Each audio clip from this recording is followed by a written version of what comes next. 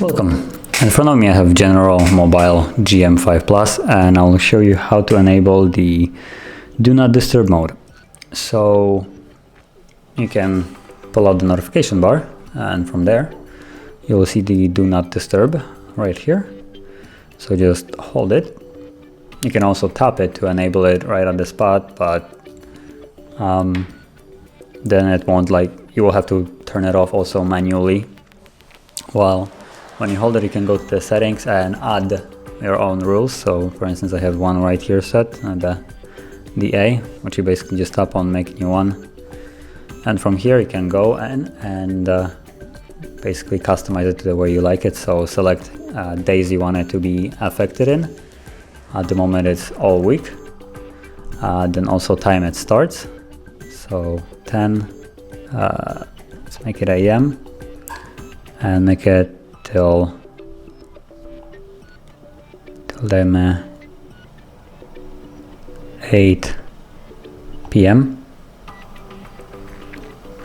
Yeah, so assuming that the time would be shown correctly, but it's actually not. But yeah, basically now it would start at 10 a.m. and finish at 8 p.m. So basically the entire day, for instance at work.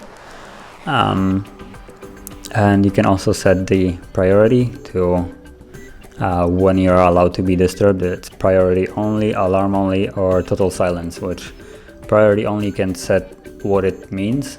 Alarms only, basically only the alarms that you have set, and total silence will be basically nothing can get through. So you can choose which one you like, and you can also have the alarm can override end time. You can flip on, and assuming this is set as you like it, basically it will turn on automatically at 10 a.m. and turn off automatically at 8 p.m.